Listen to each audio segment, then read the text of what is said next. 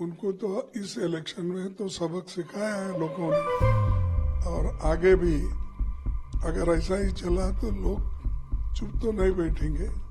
Opposition को neglect करते ही आए और अच्छी बात रखने के लिए कभी मौका नहीं दिया। और जो जनता के तकलीफात है वो अगर पार्लियामेंट में हो, राज्यसभा में रखना चाहते हैं तो उसको कभी मौका नहीं मिलता, क्योंकि सरकार वो नहीं चाहती कि उनके जो फेल्यूअर्स है लोगों को मालूम हो।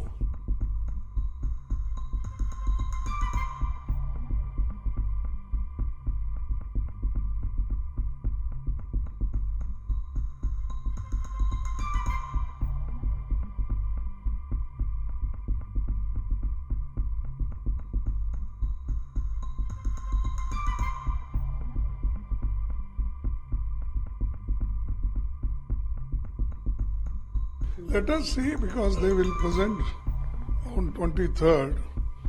Then we will know that what budget they are going to put, because many a times they promise one thing but they don't do anything. So unless I get the full picture of the budget on 23rd, then only I can comment on the budget. नहीं, ऐसा नहीं, कभी भी ऐसा नहीं होता था budget के लिए। सिर्फ कांग्रेस गवर्नमेंट में ऐसा होता था, लेकिन ये गवर्नमेंट में वो कोई पूछताछ नहीं है। वो उनको जो भी दिल में आता है वो करते हैं, और फिर बाद में जब बजट पेश होता है तभी आपको मालूम होता है कि किस स्टेट को क्या मिला, किसको क्या मिला, किस लोगों को उन्होंने सरकार ने क्या दिया, उस वक्त ही मालूम होता है। इसमें कोई पूछताछ, एक दूसरे का विचार करना, ऐसी प्रथा बीजेपी ने तो नहीं डाली। नहीं, अब देखेंगे, फिर एक बार उठाते हैं हम। देखो, ये चीजें ऐसे होते हैं कि बार बार हम उठाना और लोगों के जो भी ग्रीवेंसेस है उसको सरकार के सामने रखना, और ये हमारा फर्ज होता है, और इसलिए हम हमेशा कोशिश करते रहेंगे। अब सरकार अब इस बार क्या करेगी, कैसा करेगी, हम देखेंगे। नहीं, ये सब उनको एक तरफा कंसिडरेशन देने का। देखो, ये बातें मैं कहना नहीं चाहता हूँ, क्योंकि ये गवर्नमेंट हमेशा अपोजिशन को निगलेक्ट करते ही आई और अच्छी बात रखने के लिए कभी मौका नहीं दिया। और जो जनता के तकलीफात है वो अगर पार्लियामेंट में हो, राज्यसभा में रखना चाहते हैं तो उसको कभी मौका नहीं मिलता, क्योंकि सरकार वो नहीं चाहती कि उनके जो फेल्यूअर्स है लोगों को मालूम हो। तो इसीलिए वो लोग मौका नहीं देते, और खुद ये सारी चीजें तय करती है गवर्नमेंट। हम स्पीकर को ब्लेम करना, चेयरमैन को ब्लेम करना, ये अच्छा नहीं है, क्योंकि वो जो एजेंडा रहता है उसके मुताबिक वो प्रेशर प्रैक्टिस करते हैं सरकार वाले, तब ये चीजें आते हैं कि हाउस एडजर्न करना या कट शॉर्ट करना डिबेट, ये सारी चीजें सरकार करती है। सर, जेडीयू एक तरफ है, टीडीपी एक तरफ है। आपने भी क्लियरली बोले थे ज्यादा दिन टिकने वाली गवर्नमेंट नहीं है।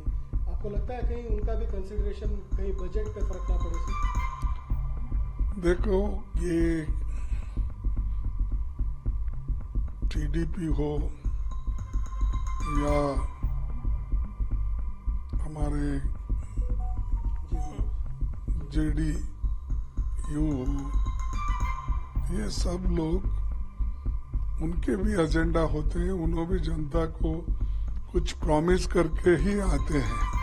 अगर वो फुलफिल नहीं हुआ तो डेफिनेटली वो क्या करते हैं, तो प्रेशर टैक्टिक्स करके अपना काम मनवाने का करते हैं। लेकिन ये हमेशा ये हुआ है कि जब कभी भी मोदी जी अपना जो एजेंडा है उसको फॉरवर्ड करने के लिए और उस एजेंडे को चलाने के लिए उन्होंने भी प्रेशर टैक्टिक्स वो अपोजिशन पे डालते हैं, खासकर अब जो उनके दोस्त है उनको ही खत्म करते हैं बहुत दफा। और ये देखा गया, महाराष्ट्र में देखा गया, दूसरे जगह भी देखा गया।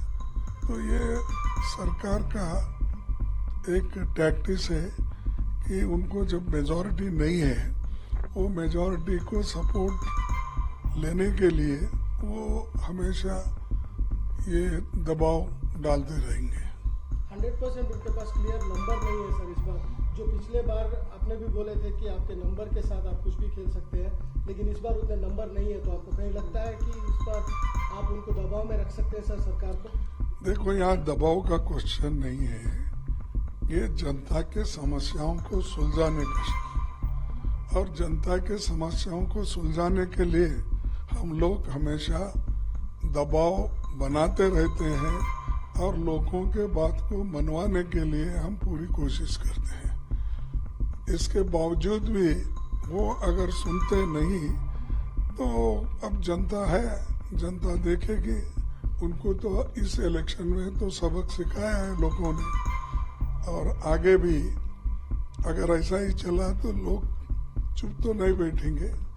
अपने जो लोकतंत्र के हथियार है उस लोकतंत्र के हथियार को उठाएगी और उनको सबक सिखाएगी।